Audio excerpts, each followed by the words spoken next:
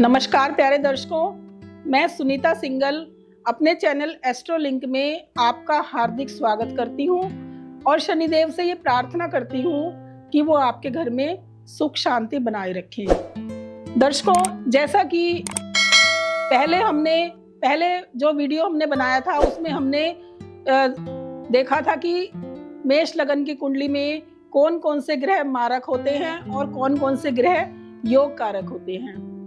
आज हम बात करेंगे वृषभ लगन की कुंडली में कौन से ग्रह मारक होते हैं और कौन से ग्रह योग कारक होते हैं, क्योंकि मैं आपको धीरे धीरे ये सारी 1 से 12 तक जो कुंडलियां हैं, मैं सारी कुंडलियों में आपको बताऊंगी कि कौन से ग्रह मारक होते हैं और कौन से ग्रह योग कारक होते हैं। क्योंकि जब तक हमें ये पता नहीं होगा कि जिस कुंडली का हम विवेचन कर रहे हैं या जिस कुंडली को हम डिकोड कर रहे हैं उस कुंडली में कौन सा ग्रह मारक है और कौन सा ग्रह योग कारक है, तब तक हम सही फलित नहीं कर पाएंगे।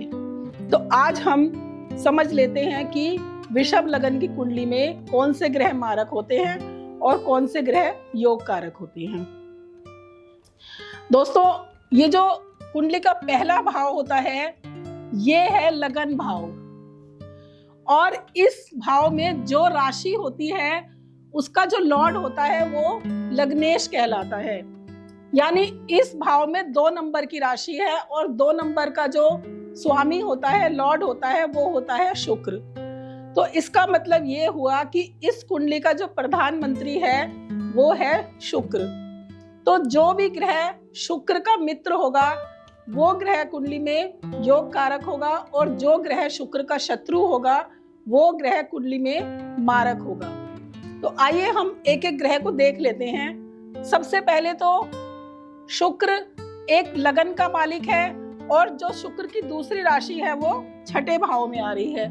बेशक छठा भाव अच्छा नहीं कहलाता, लेकिन अगर एक राशि लगन में आ गई है तो इसका मतलब हुआ कि ये ग्रह कुंडली में योग कारक है।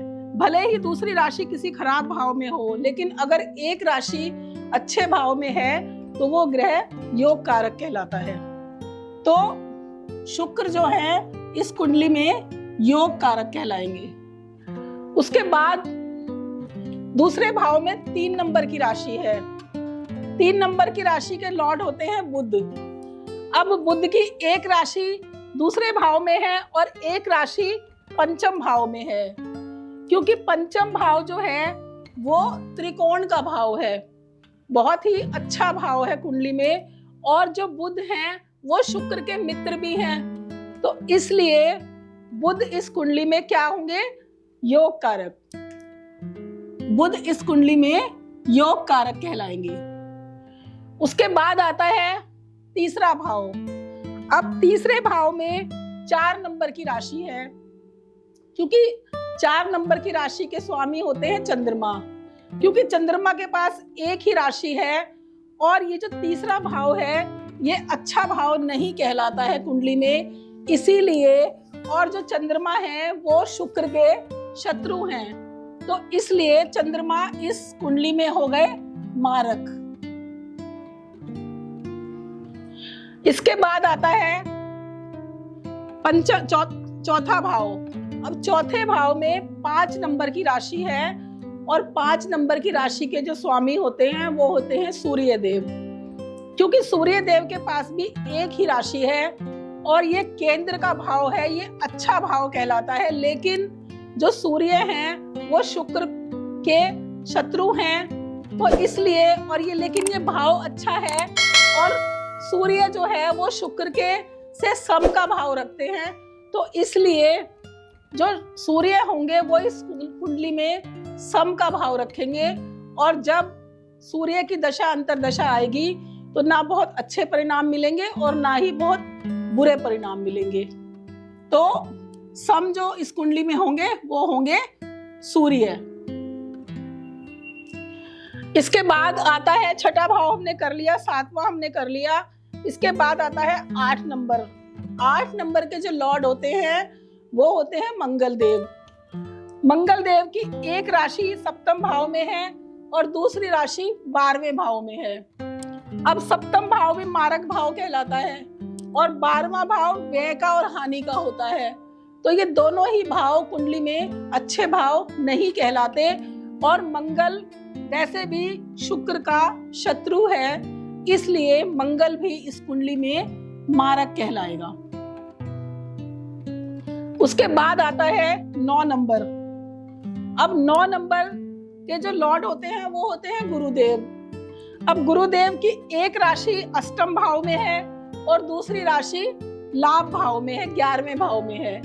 अब क्योंकि अष्टम भाव जो है ये कुंडली का सबसे खराब भाव कहलाता है और ये जो 11वां भाव है ये भी कोई बहुत अच्छा भाव नहीं है और वैसे भी गुरुदेव जो है वो शुक्र के शत्रु हैं, इसलिए गुरुदेव भी इस कुंडली में मारक कहलाएंगे।